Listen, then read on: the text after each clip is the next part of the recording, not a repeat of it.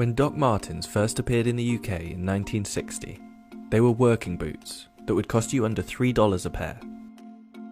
These days, a pair of made-in-England boots could set you back $225. So what has changed, and why are these shoes now so expensive?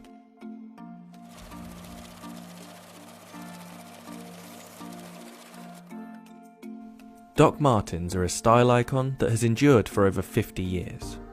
They've been worn by everyone, from Kanye West and Cardi B to the Dalai Lama and even Pope John Paul II, when the Vatican placed an order for the famous 8-eyelet boot in black, white and navy leather. While a pair of Docs may not be the most expensive boot out there, their price and use has gone through a pretty radical transformation, and the company producing them has shifted dramatically too.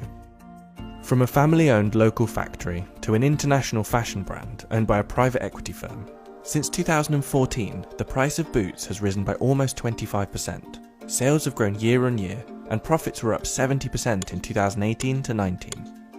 So how did the company go from its humble beginnings to producing 7 million pairs of these shoes each year? Before they got their punk image, Doc Martens weren't quite so cool. The patented technology behind the boots, the air cushion sole, was invented in 1945 by Dr. Klaus Martens, a German army doctor who injured his ankle in a skiing accident and was looking for a comfortable alternative to hard leather sole boots. The market for this new shoe technology wasn't the punks or skinheads you might associate with the history of these shoes, but older women in need of comfortable and practical footwear. They were even advertised as perfect gardening shoes at one point. It was when this technology was brought over to the UK in 1960 that the iconic shoe you might recognise was first made. The air cushion sole was licensed to the Griggs Company in Northampton, and the 1460 boot was created. The iconic stitching and recognisable heel loop were added, and the boots were sold to factory workers across England. At the time, these boots cost only $3 a pair. Even with inflation, that's just over $50.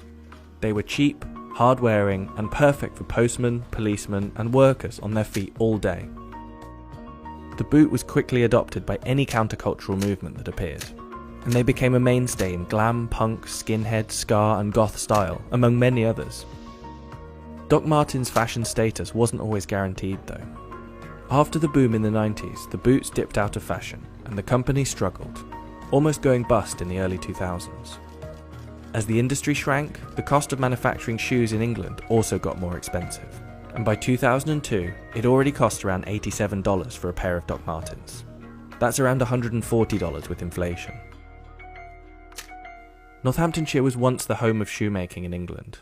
In the mid-19th century there were over 2,000 shoemakers working in the region, but as many of these shoemakers struggled, the majority went under or moved production abroad, and now there are just over 30 left.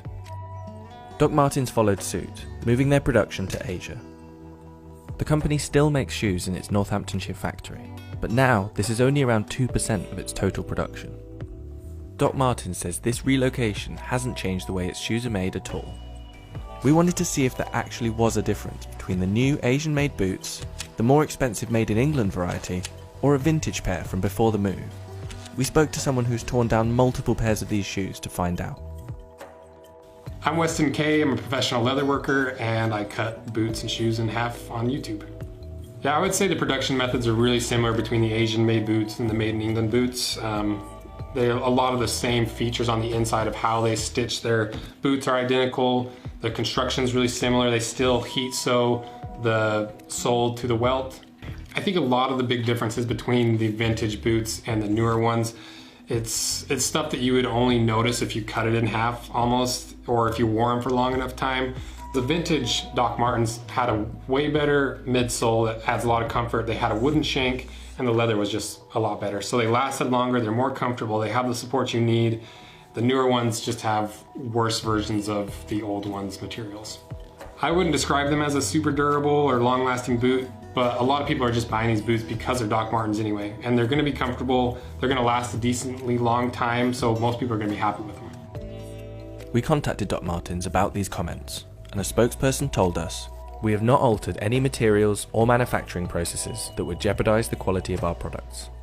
and where specification changes have occurred, they've been made to enhance our iconic products and to ensure we improve the wearer's experience. We removed the shank in 2000, after realising it did not improve the structural integrity of our boots. In 2005, our internal filler was changed from felt to a better quality material. The 90s boot being referenced, along with our current Made in England range, have a leather thickness of 1.8mm, whereas our main range has a thickness of 1.6. Regardless of the materials, Doc Martens' style has endured. And since 2002, the brand's popularity has skyrocketed. The countercultural image that made it so famous is something that has stuck to this day, despite the expansion from small-town British-made boot to international icon. And for fans of the boot, this can be an obsession. Over the years, the company has evolved from producing one boot in 1960 to producing around 250 styles each year. And as its popularity has grown, so has the competition. Over recent years, Doc Martens has filed lawsuits against Urban Outfitters, Vans, Boohoo and others in an attempt to protect its iconic boot design. In 2014, the company was sold by the family and bought by private equity firm Permira. Since this takeover, the price of boots has risen by almost 25%, and profits were up 70% in 2018 to 19, in large part due to the newfound success of their vegan range. And while the boots have transitioned from an English worker's boot into a global fashion icon, their style has endured, and their devoted fan following isn't going anywhere.